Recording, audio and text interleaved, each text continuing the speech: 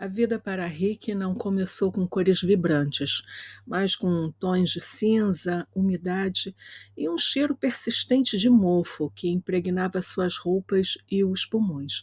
Ele nasceu e cresceu na periferia de São Paulo, onde o asfalto da cidade cedia lugar à terra batida e os sonhos eram constantemente esmagados pela realidade dura e implacável. Não havia espaço para a inocência, apenas para a sobrevivência. Aos 12 anos, a infância de Rick foi brutalmente interrompida. Desastre financeiro da família não foi um evento, mas uma lenta e dolorosa corrosão. O pai, antes um homem que Rick via como um monumento de força e estabilidade, voltou para casa um dia de chuva, não como um trabalhador, mas como um descartado. A demissão não veio como um aviso, veio como uma humilhação e frieza corporativa.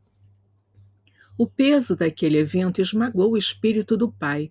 O estresse, a vergonha, a preocupação em sustentar a família levaram os dois golpes fatais: acidente vascular cerebral, um AVC, seguido de um infarto. Rick testemunhou o declínio do seu herói, o corpo paralisado, a fala distorcida, os olhos cheios de uma tristeza profunda e sem nome. O pai se tornou um prisioneiro do próprio corpo.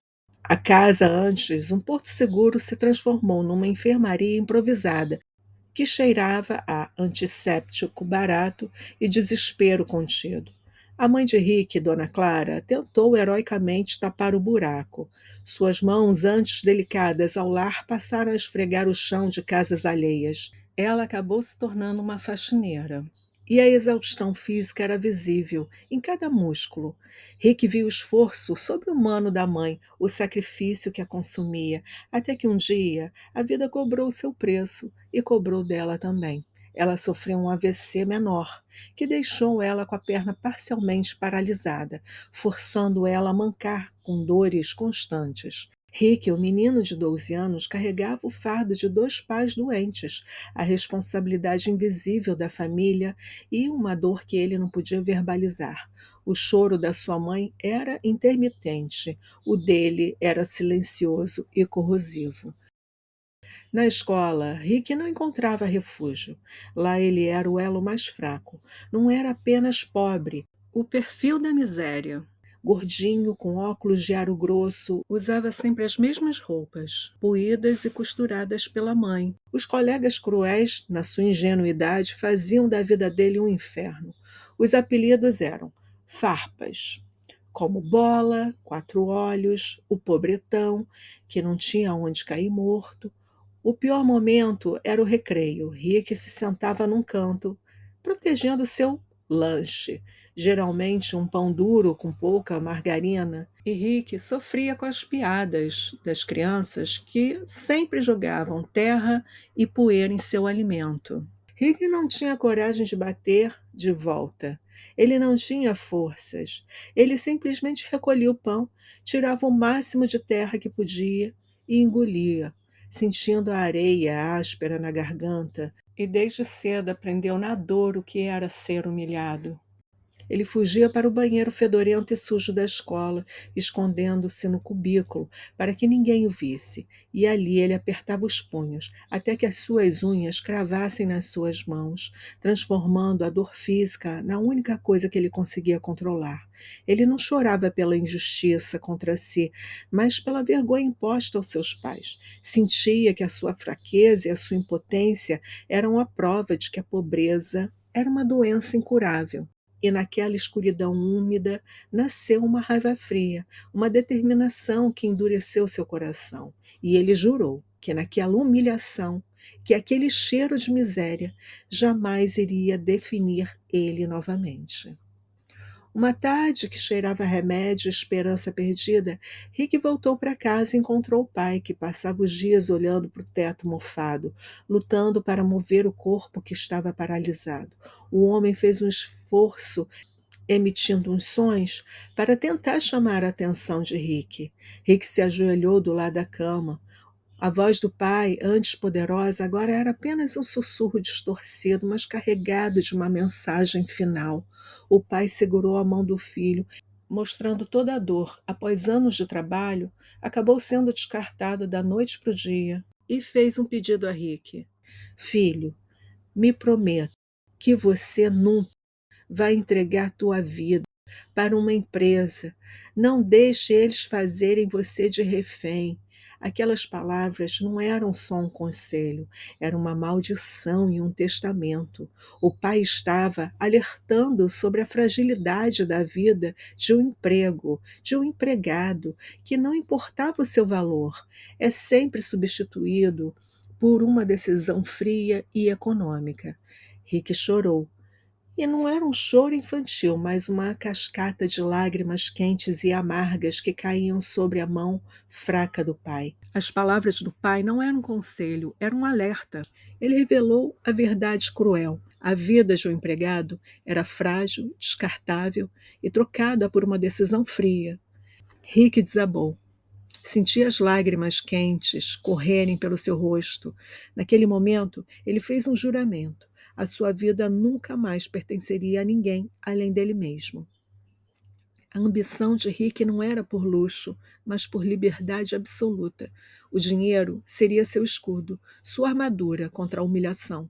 Aquele voto feito ao lado do seu pai não era só um sonho, era sua missão. Rick deixou de ser o garoto. Ele era agora um guerreiro, lutando contra todas as suas fraquezas. Aos 14 anos, o juramento moldou Rick.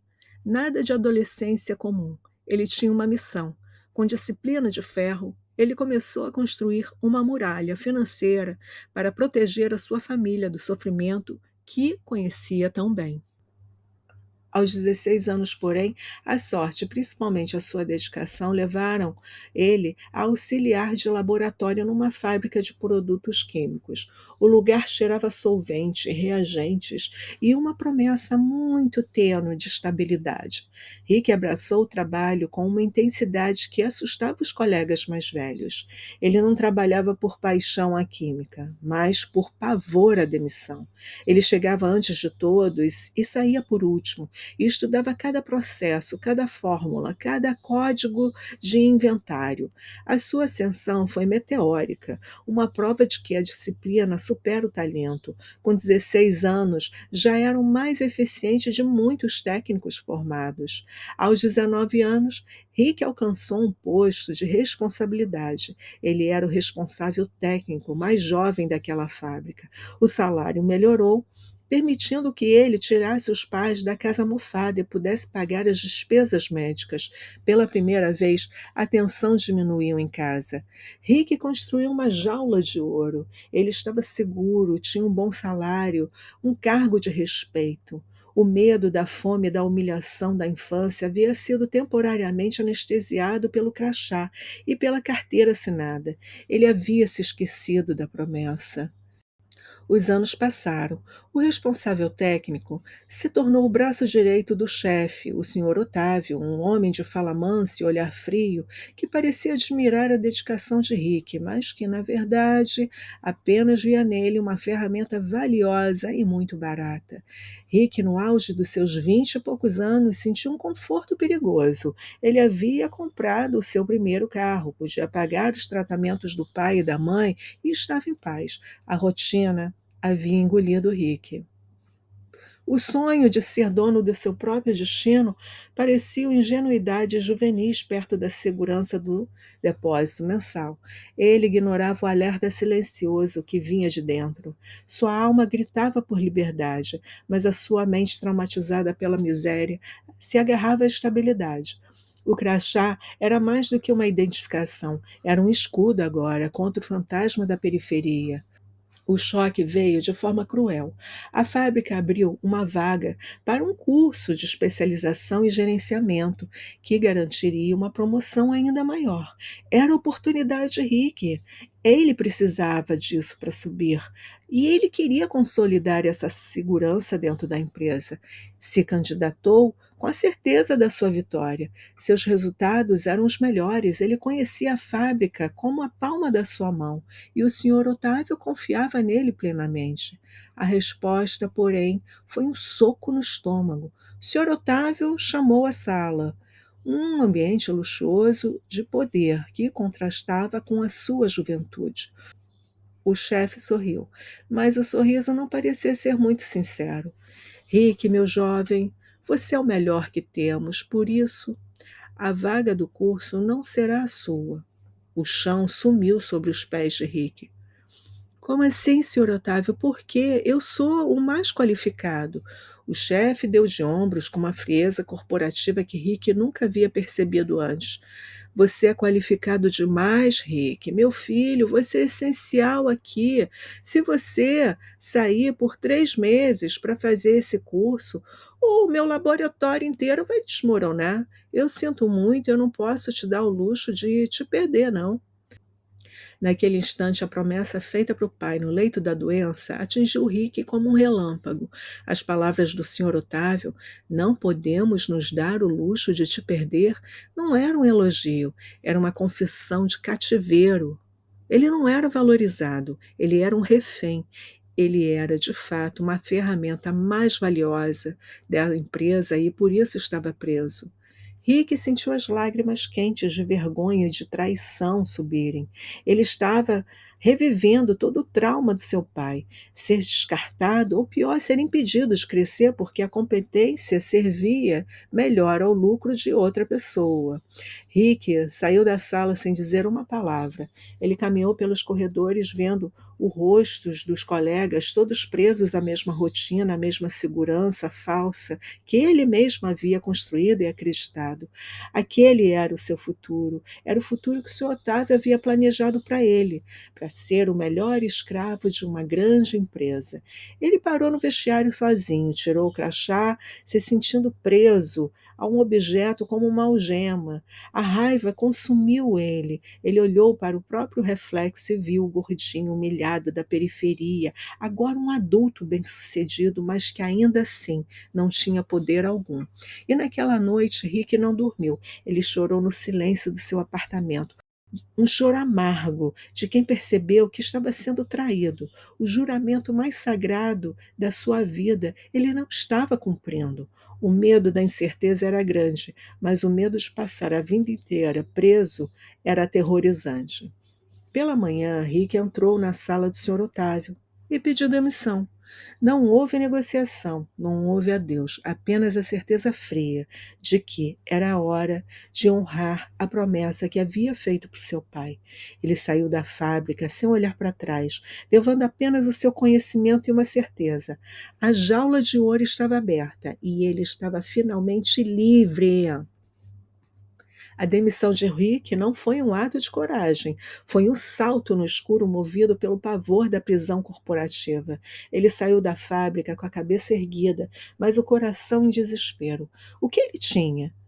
Apenas conhecimento e a promessa. E apenas R$ 4.500 da sua rescisão.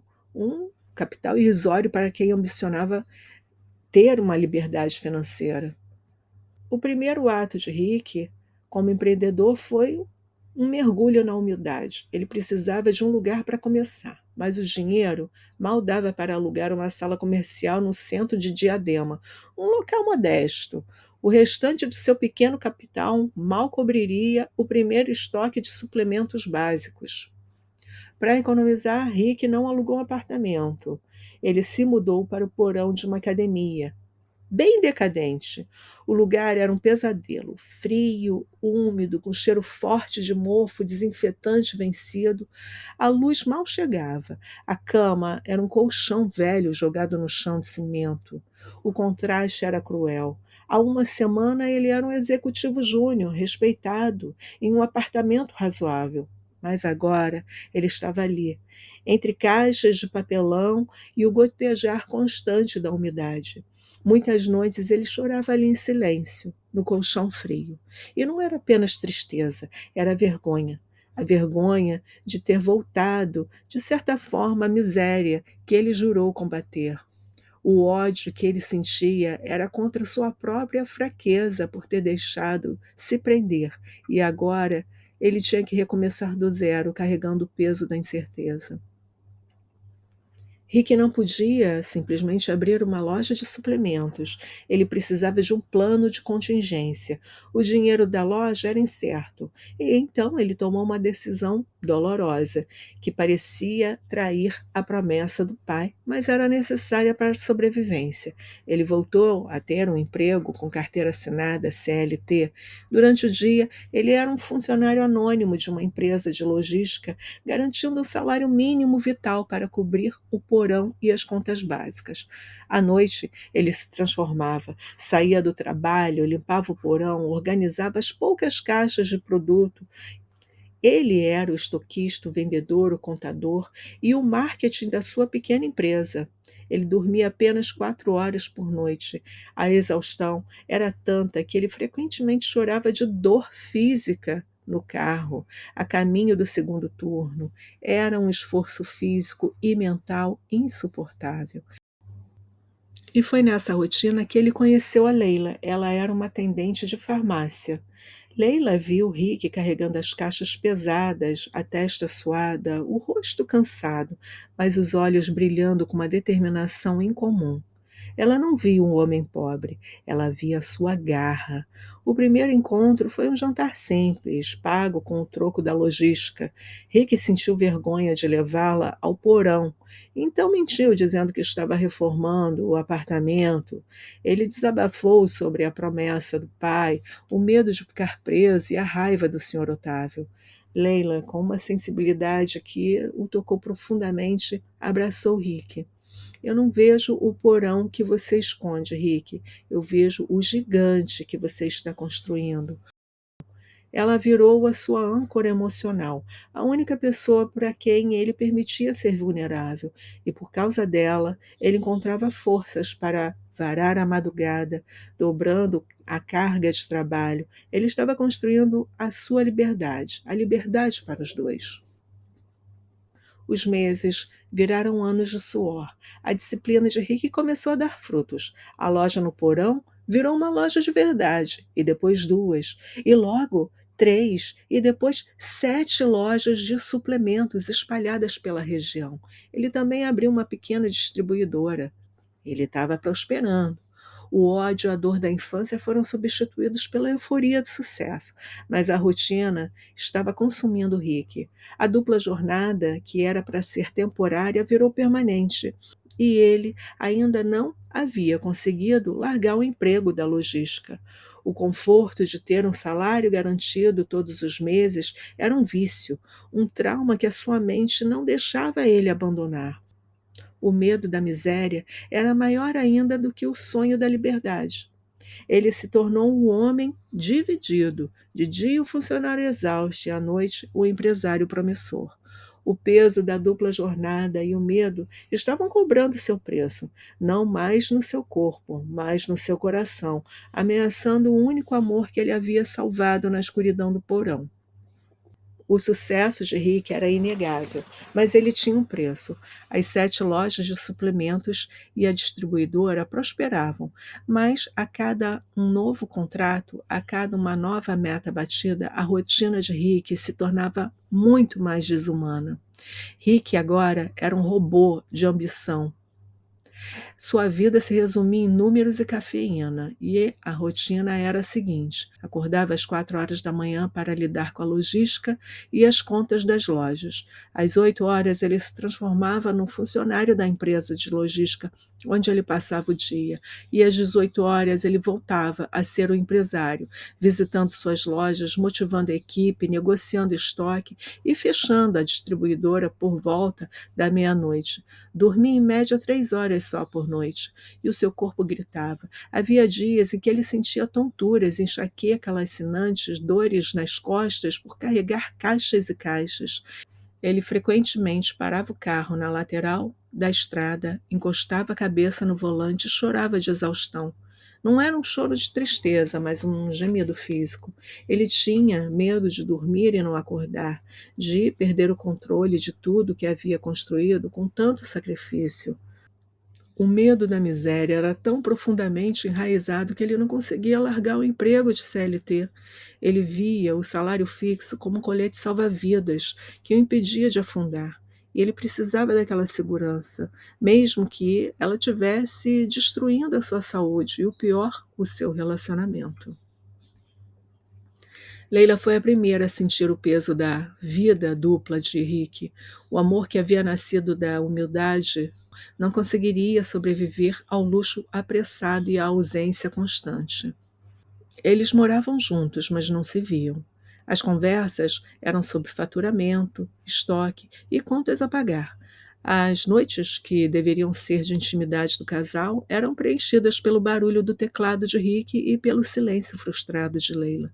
Ela tentava falar, tentava lembrar ele da vida e que ele estava perdendo tempo demais apenas trabalhando. Rick, você está construindo um império de dinheiro, mas a nossa vida está virando um deserto. Ela implorava. Eu estou fazendo isso por nós, Leila. Para com isso.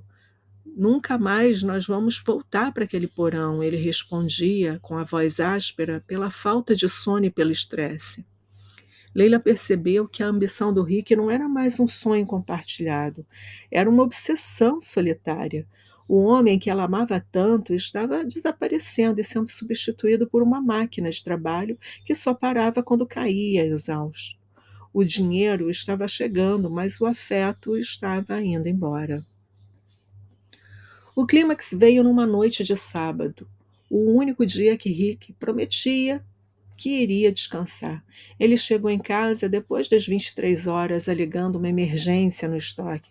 Leila estava sentada no sofá, a luz da sala acesa, o rosto pálido com os olhos vermelhos. Ela não gritou. Foi o silêncio triste que o atingiu como um golpe. Rick, eu não aguento mais. A voz dela era um sussurro de dor. Eu te amo, mas eu estou casada com o teu medo, não com você. Você construiu a sua liberdade, mas você me aprisionou na sua ausência. Rick sentiu pânico. Ele tentou argumentar, tentou abraçar ela. Não, não, não, Leila. Me dá mais um ano, eu largo o emprego, eu te dou tudo que você quiser, mas por favor, seja paciente. Leila se afastou. A frieza dela era mais cortante do que a raiva. Eu não quero seu dinheiro, Rick. Eu quero o homem que morava no porão e que sonhava junto comigo. Esse homem morreu por excesso de trabalho. Eu preciso ir embora para não morrer de solidão. Aquelas palavras perfuraram Rick e ele sentiu o chão ceder. Ele viu seu grande sucesso financeiro sendo transformado num fracasso pessoal catastrófico. Ele, que fugiu da perda da infância, estava perdendo também a única coisa que realmente importava: o seu amor. E Leila o deixou na manhã seguinte. Rick não chorou imediatamente. Ele passou o dia no carro, parado no viaduto, olhando para o skyline da cidade. Ele tinha 7 lojas, uma distribuidora e a segurança de um emprego fixo. Ele tinha tudo o que a pobreza havia negado, mas estava absolutamente vazio e o seu coração começou a doer.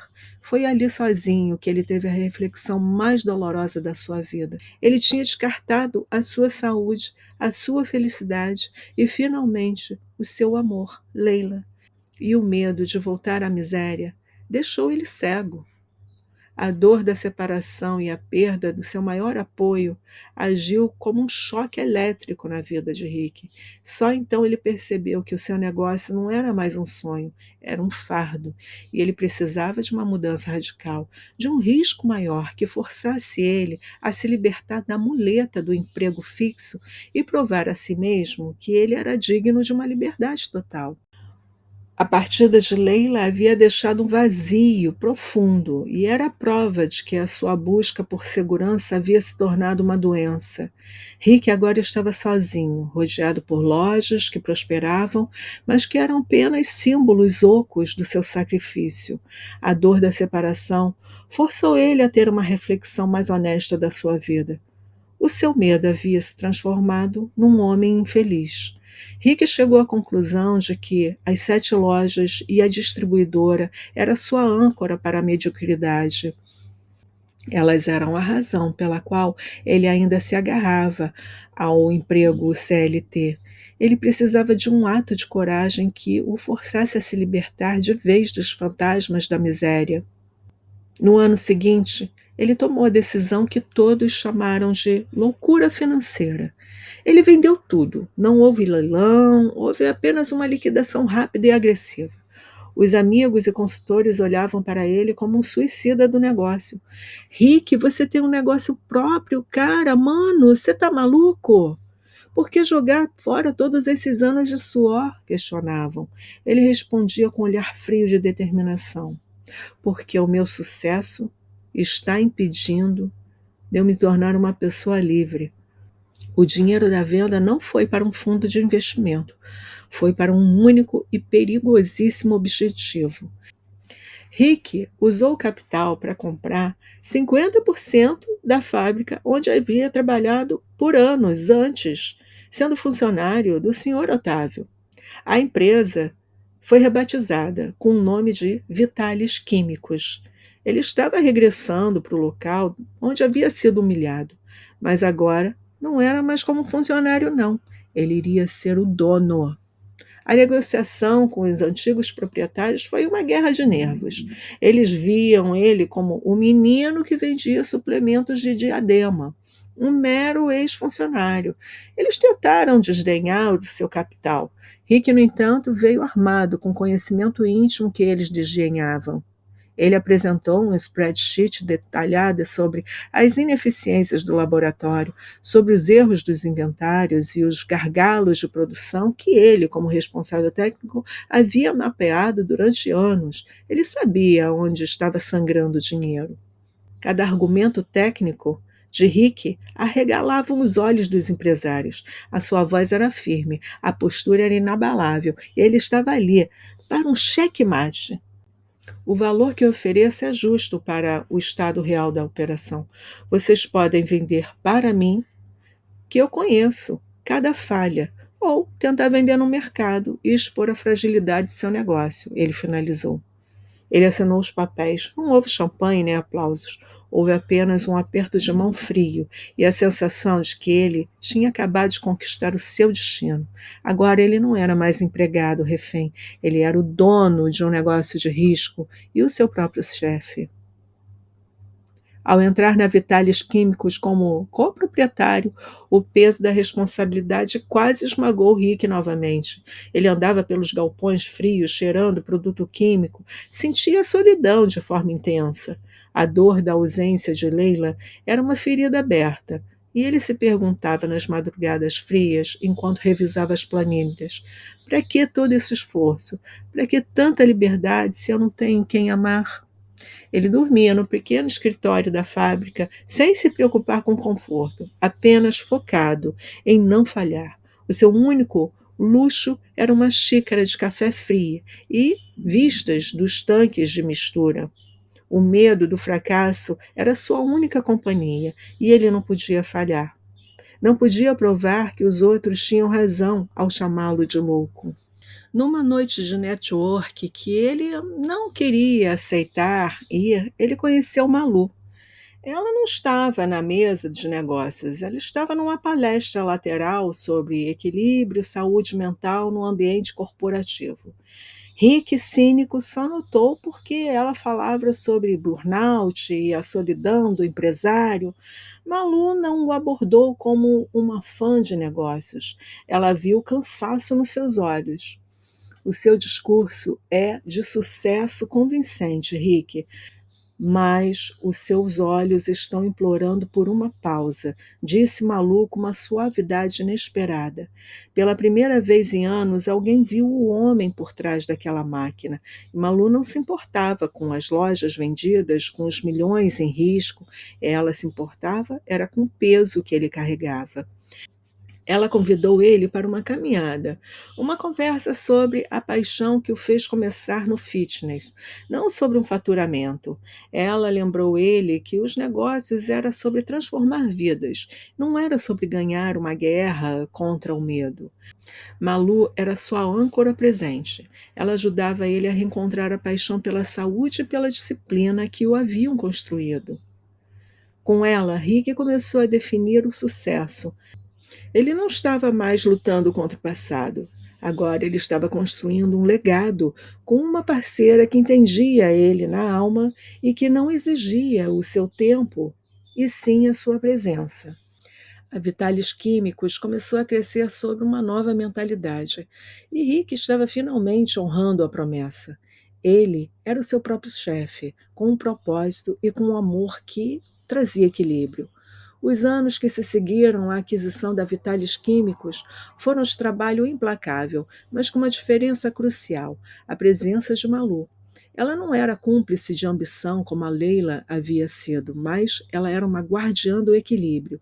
O crescimento da fábrica foi exponencial e impulsionado pela paixão de Rick por produtos de qualidade e pela sua disciplina implacável. A Vitalis Químicos se tornou uma potência. A sua reputação no mercado era inabalável. O nome de Rick ressoava em todo o Brasil. Os números falavam por si. A empresa faturando milhões e milhões, chegando a uma impressionante marca de 80 milhões de reais por ano. O menino da periferia, o gordinho humilhado, agora era um empresário bilionário. Rick havia realizado o sonho. Ele era o dono do seu destino. A sua vida era a prova viva de que disciplina e sacrifício superavam qualquer ponto de partida. E ele se tornou uma das maiores referências do fitness no Brasil, inspirado por milhões de pessoas. Ele podia comprar o que quisesse: carros de luxos, casas de alto padrão, viagens, mas ele olhava para o extrato bancário com uma frieza estranha. O dinheiro era apenas um placar. O medo da miséria havia desaparecido, mas o vazio deixado pela busca incessante ainda assombrava ele. O sucesso, sozinho, era só uma paisagem árida. Numa tarde chuvosa, Rick estava revisando umas caixas com os documentos da Vitalis Químicos. Ele encontrou uma pasta de cor antiga que pertencia ao Sr. Otávio, seu antigo chefe. Dentro não havia relatórios ou contratos, mas algo muito pessoal. Tinha uma carta, datada de anos atrás, com uma letra muito trêmula. A carta era do Sr. Otávio para sua esposa, que havia sido escrita na época da demissão de Rick. Nela, o Sr. Otávio confessava a sua inveja e o seu pavor. Ele havia impedido Rick de fazer o curso porque temia que o talento do jovem o superasse. Ele sabia que Rick era muito melhor do que ele, era o melhor, era um prodígio da empresa. A frase começava: "Não podemos nos dar o luxo de te perder." Não era sobre a fábrica. Era sobre o medo de ser substituído por alguém muito mais capaz do que ele, alguém muito mais jovem. Rick sentiu as lágrimas inundarem seus olhos. De pena. O Sr. Otávio, com todo aquele poder e riqueza, havia passado a vida inteira preso ao medo de perder o seu status. Ele estava revivendo o trauma do pai de Rick, antes de forma invertida. Rick percebeu que a sua busca pela liberdade havia sido, na realidade, uma busca por vingança contra a humilhação que ele havia sofrido no passado contra o Sr. Otávio. Malu encontrou Rick no escritório, olhando para a carta e chorando. Um choro de libertação, um último vestígio da raiva e da dor da infância. Você está livre, meu amor, ela sussurrou, abraçando ele. Eu sou livre, Malu, mas eu demorei para entender que essa liberdade, na realidade, não é a respeito de dinheiro e nem no faturamento. Rick finalmente largou o peso do passado. Ele se transformou num bilionário de alma mais leve e usou a sua plataforma não apenas para falar de fitness, mas do propósito, da disciplina, da saúde mental, inspirando milhões de pessoas a encontrar a sua força interior. O final feliz de Rick não era a aquisição de um novo jato. Era, na realidade, o casamento com Malu. Foi feita uma cerimônia íntima com os pais de Rick, agora já velhinhos, mas orgulhosos e saudáveis. Malu e Rick trocaram votos. Rick, eu prometo que eu vou te lembrar todos os dias que a sua maior riqueza não está nos números, mas na sua coragem de ser você mesmo. Eu sou a sua parceira, a sua âncora e a sua liberdade, disse Malu. Rick olhou para os pais, Olhou para Malu e sentiu algo realmente inegável. O meu pai me pediu para eu nunca entregar a minha vida para uma empresa. Eu honrei essa promessa, mas hoje eu faço uma promessa nova. Eu entrego a minha vida para você, Malu, porque você me ensinou o que realmente importa para o coração. A história de Rick, o menino que chorou no banheiro e jurou vingança, terminou com um sorriso.